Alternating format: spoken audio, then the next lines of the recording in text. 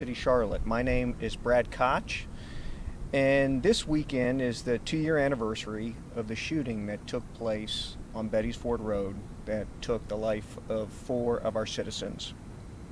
This time I'd like to turn it over to Lieutenant Brian Crum of our Violent Crime Division, who will provide an update and a status of where we are with the investigation. Lieutenant Crum. Thank you, sir. Good morning. On June 22nd of 2020, our community members were gathered in the street in a Juneteenth celebration on Beatties Ford Road. During this time, several individuals within the crowd opened fire, killing 4 of our neighbors, wounding 5 more, and impacting countless lives of both their family and other folks in the neighborhood. Over the last 2 years, CMPD detectives and our federal partners have worked relentlessly to try to find the individuals responsible and to hold them accountable. Many of our neighbors have come forth with information over these past 2 years and shared with us what they knew and what they saw, but we still need their help. Today we have an update on that area that we'd like to share with you. Our partners with the Federal Bureau of Investigation have contributed an additional $30,000 towards the reward money in this case. That's to assist with information leading to an arrest. This brings our total amount of reward available for information leading to an arrest for an award up to $47,300. That's a significant amount of money in order to do the right thing. Anyone with information in this case is encouraged to call Crime Stoppers at 704-334-1600 or the Charlotte FBI Field Office at 704-672-6100. We really ask that anyone that has any information, regardless of how small they think it may be or insignificant, to give us a call. As we continue to put this together, our cases are built on very small details, and it's important that we speak to everyone that has any information that may be of help to us. I'll take any questions you guys have right now. One thing that I've heard from some of the families that I've interviewed is the kind of disappointment from the communication from CMPD, feeling like they're not being kept in the loop on the status, not even knowing that there's a press conference today about the update of the anniversary. What is your message to those families that feel significantly out of the loop with the status of this case? Well, I apologize that they feel that way. We do our best to keep our families updated in the loop. As you can imagine, sometimes it's difficult when we have multiple families. They all want to be contacted on different schedules. Some families want to hear from us routinely, and we speak to them frequently. Some don't want to hear from us at all until we have a significant piece of information. And sometimes, if we come up short in their expectation, we need to do better, and we'll work on that. So we've reached out to everyone recently because of the anniversary coming up, and we'll continue to do that going forward. What is it about this case? What is it about this case? There were so many people that were at this event. So what is it about this case that makes it so difficult to solve?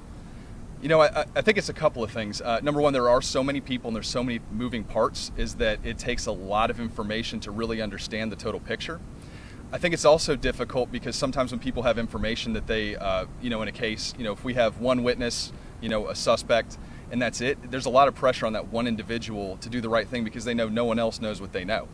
But when there's several hundred people out there, it's very easy to say, surely the police already know this information. They may assume that we already know it, or they think, hey, maybe I'm not the one that's going to step up and do the right thing because somebody else should do it. So there's a little bit less pressure on that individual. What we encourage people to is don't assume we know things, and that you can be the person that makes a difference in this case. Speaking from the families, I know one family of the victim said they still have not gotten his personal effects back and started getting letters from his car company wanting to repossess his car. They say it's still in the CMPD impound lot. Sure. Can you talk about when those families might get those belongings back, or when that would stop being considered evidence? So the short answer is it's always going to be considered evidence until we have an opportunity to go to court and have that released. The vehicles, that's something that comes up routinely, and we'll reach out to the family. Actually, I'll get with you afterwards to make sure we handle that. Sometimes there's issues with insurance companies in handling that, but the actual personal property, we know it's really challenging because people want the personal effects back that belong to their loved ones. I would want the same. Unfortunately, defendants are allowed the right to be heard on any piece of evidence, whether it's just a ring or very important keepsakes.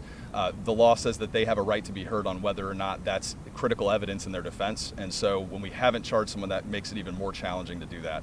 But we'll reach out to that family and work through their other issues as well. There are other crimes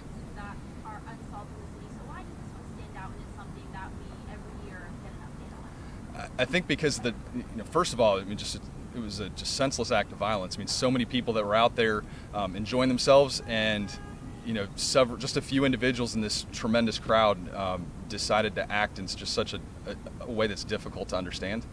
I think it also, because of the size of that crowd, it impacted not just our 9 victims that we have on paper, but there's so many other people impacted by that. Their family and friends, the people who saw what happened, the people who are out there celebrating one moment and then find themselves in the middle of this tragedy the next. I think that's why it's so important for us to try to find closure for our community. Can you talk a little bit about it 2 years later? Can you shed a little light about behind the scenes? What are you guys doing on a day-to-day or a week-to-day basis to kind of make sure that this case is? So some of the things we've talked about in the past, we've leveraged some of our resources from the ATF through the NIBIN program, and that's tracing shell casings that may have been involved in this case, that may be involved in others, communicating with federal agents, agents within other or detectives within other units within the city, conducting interviews actively, going out and trying to elicit information from people in the community, our contacts, informants, things of that nature, and following up on those interviews, and then going through any kind of electronic evidence that we might gather. So it's a very slow process because some of this is very nuanced, very detailed. We often use the example that we have a puzzle to put together, and some of those puzzles are a 25-piece puzzle. It's very easy to see the picture and to very quickly get to where you need. I mean, this is a 10,000-piece puzzle or more. This is a very large case spanning, you guys saw, an entire city block, and there's a lot of different perspectives and pieces of information that we have to put together to get the overall picture. And it slowly comes together over time, but we still obviously don't have that one piece or those couple of pieces that we need to successfully resolve this case. Did you say do y'all have any major leads or have made any even periphery associated arrests with this case? Without getting too far into the details, I can say we have made progress. We're starting to see a picture of what happened. I say starting to. Over these past 2 years, that picture's come together. We have made arrests that are not directly associated with this event, but of individuals that we need to talk to, or we believe may need to be interviewed further, investigated further. So I can't share the specifics of that, but we have made some significant arrests of what I would call internal to the investigation that have helped progress the investigation. If this case isn't solved, what's next? What's the next step? We're not going to stop. I think that this is part of it. The FBI, the ATF, 2 great partners that are contributing towards the reward money in this case. That's very helpful to us to try to generate more information. But we're going to keep doing things to, kind of shake the bushes, so to speak, and hopefully encourage our community members to step up and do the right thing. I know it's really difficult to come forward and to say, hey, I'm going to be the one that tells about what I know. Hopefully the reward money helps. But we're not going to stop. We're going to follow up on every possible lead we have and continue to work to generate more until we can resolve this case. And just to be clear, there's been no arrest of a direct suspect that... That's correct. We have not had any direct arrests associated with this case that we can announce publicly. And what would you say to family members that, what I hear a lot is if this shooting would have happened in Valentine or Myers Park, that there would be more movement. There's that feeling from family members. What would your message be to them?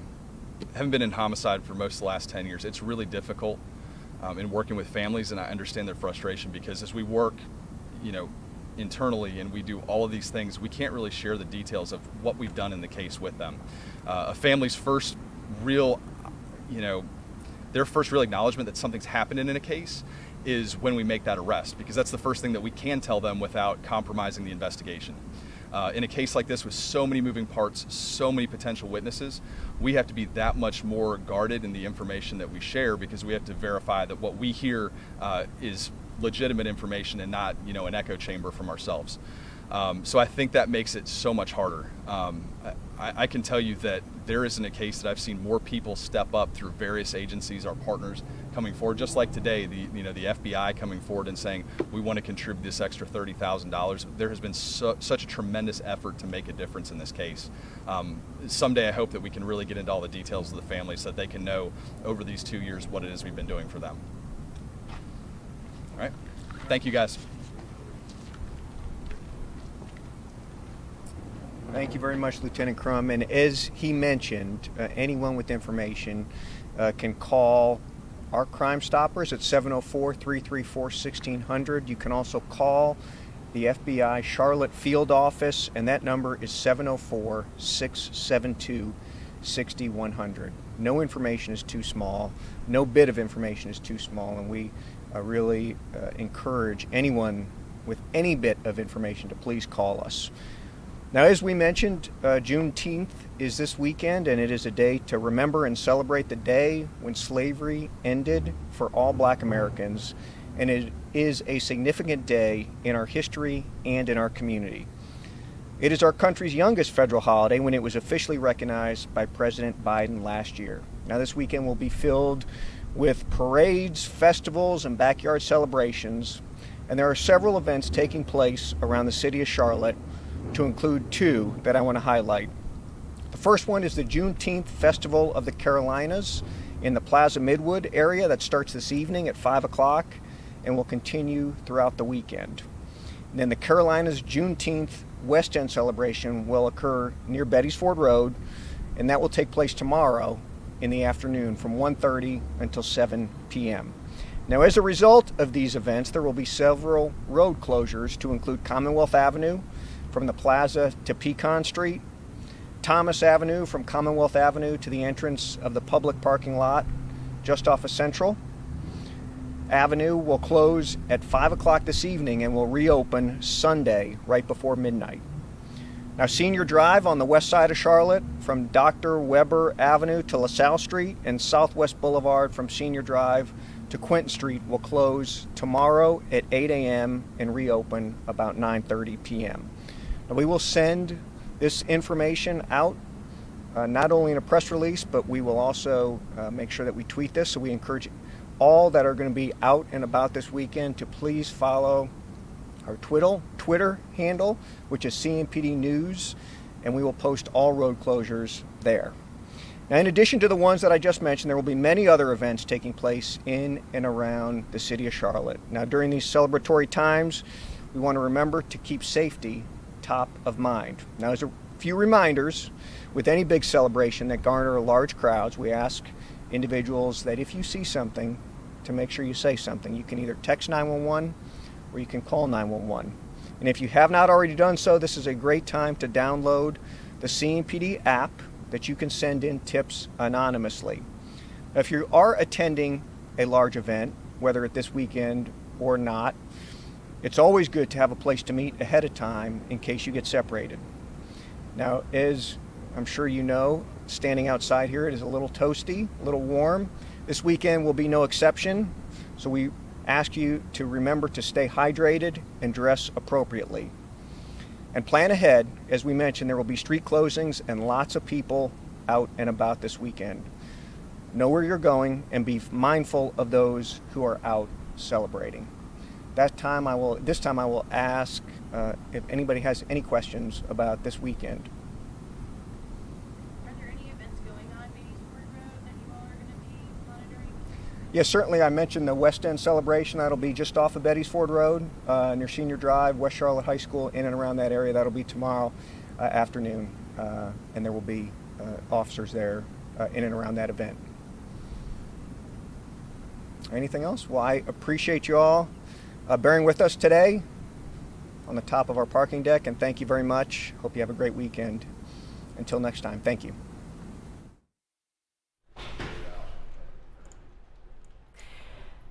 And Maddie Gardner joining you here live from the WBTV News Now desk, getting some information there. It's been a busy morning, but just hearing from the Charlotte-Mecklenburg Police Department about a couple of events. First and foremost, they are talking about a 2-year-old case, a shooting that happened on June 22nd of 2020. It's the 2-year anniversary of this. 4 people died during that shooting off of Beatties Ford Road in Charlotte. So we are hearing more information that the Charlotte FBI added more to the reward for information for that. They added $30,000. That's on top of the more than $17,000 coming from the ATF to bring that reward for information up to $47,300. Again, you can call Crime Stoppers with any information that can lead to an arrest. You will get that reward.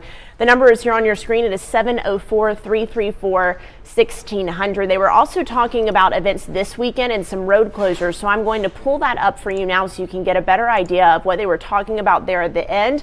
These are for events throughout Charlotte. You can see some road closures on the 17th. That is already underway here through the 19th on Commonwealth Avenue and Thomas Avenue, and then on the 18th, Senior Drive to Southwest Boulevard. So a lot of information there coming from their Twitter page. We also have that posted for you on WBTV.com. But again, for that latest information about the shooting as well as road closures this week, I do want to direct you to our website. We have done several stories not only about the shooting, the actual event and what happened, but talking to the victims' families 2 years later about what they know, any information. You heard several reporters in that press conference asking police officers why the families have not been given more information about this. They certainly have questions. Have there been arrests? Have there been any leads? So we have all of that reporting for you on WBTV.com. You can find it by searching Community Hopeful for Answers Will Come in Beatties Ford mass shooting. So we encourage you to go there and take a look at that. Brandon Hamilton and Alex Giles doing some reporting for us about that event. Thank you so much for sticking with us here on this Friday afternoon. We certainly have a lot more ahead, but for now we're going to turn it over to some of your national headlines, and we'll be back here with you live at noon with the very latest from the Charlotte area.